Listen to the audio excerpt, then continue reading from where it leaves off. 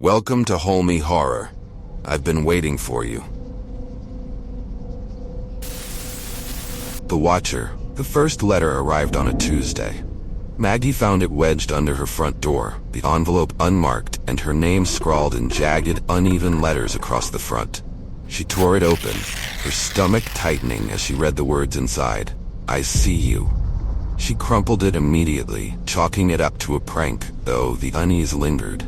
Her apartment complex was quiet, almost too quiet, and she often joked to friends that it felt like living in a tomb. Now, the silence seemed oppressive. By Thursday, the second letter came, this time left on her car windshield. You look beautiful when you sleep. Maggie's heart dropped. Her first instinct was to call the police, but what could she say? There was no real threat, just a creepy note. Still, she couldn't shake the feeling that someone was watching her. The sense of being observed lingered in every room, and by nightfall, even the shadows seemed alive. She checked her locks twice before going to bed, and kept the blinds tightly shut. Friday night, Maggie decided to shake off the fear and meet her friends at a local bar. Laughter and the hum of conversation helped distract her, but when she stepped outside to grab some air, the unease returned. The alley behind the bar was empty, the glow of the streetlights casting long, eerie shadows. She lit a cigarette, her hands trembling slightly. That's when she heard it. A shuffle of footsteps, just beyond her view. "Hello?" she called out, forcing her voice to stay steady. No response. Her eyes darted around, scanning the shadows, but she saw nothing. Just as she turned to head back inside, she noticed it. A figure standing at the far end of the alley. They were motionless, their face obscured by a hood. Her breath caught. "Hey, what do you want?" she shouted, her voice tinged with panic. The figure didn't move. Maggie bolted back inside, her heart racing. She didn't tell her friends. She didn't want to seem paranoid. But she couldn't shake the image of the hooded figure. By the following week, the notes had escalated. They were more frequent, more invasive. "I know where you work. You shouldn't leave your windows unlocked." Maggie bought a security camera and installed it facing her front door. That night, she stayed awake, watching the feed on her phone. Hours passed in silence, and just as her eyelids began to droop, movement caught her eye. A man stepped into frame. He wore a dark hoodie, his face obscured. He stood just outside her door, motionless, his head tilted as if listening.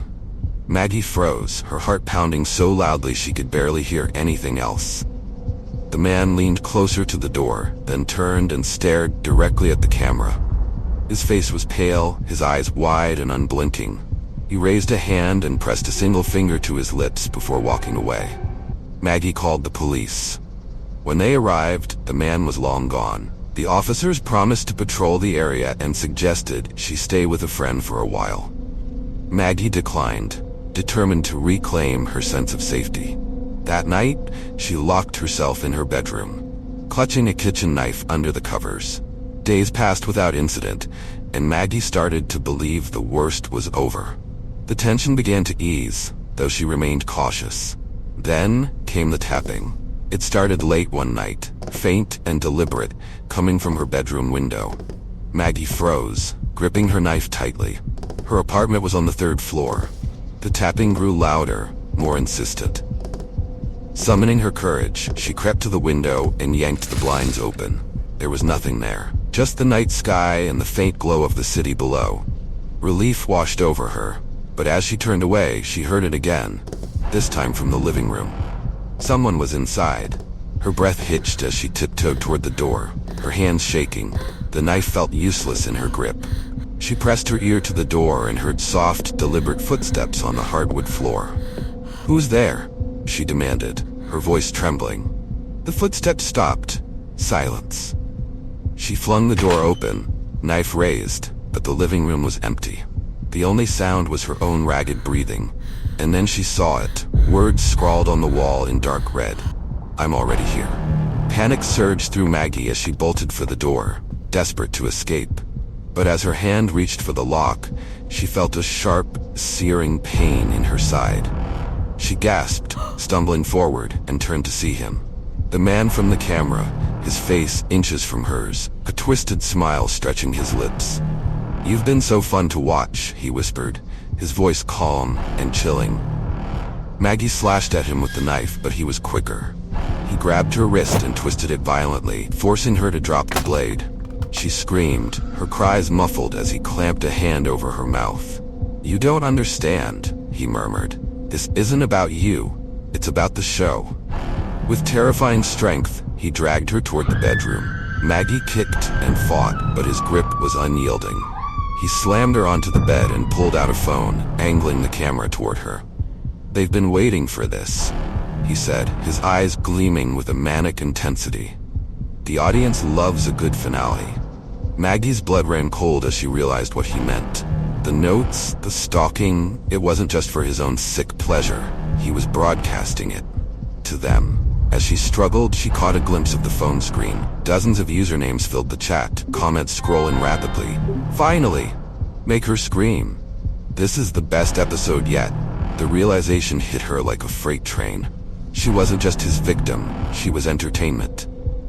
Maggie's scream filled the room, but it was drowned out by his laughter and the eager cheering from the live stream.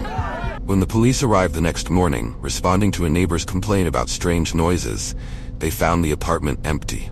Blood stained the walls, and the words, "Thanks for watching," were scrawled across the living room in fresh red blood. Maggie was never seen again. But somewhere, on the dark corners of the internet, the video remains.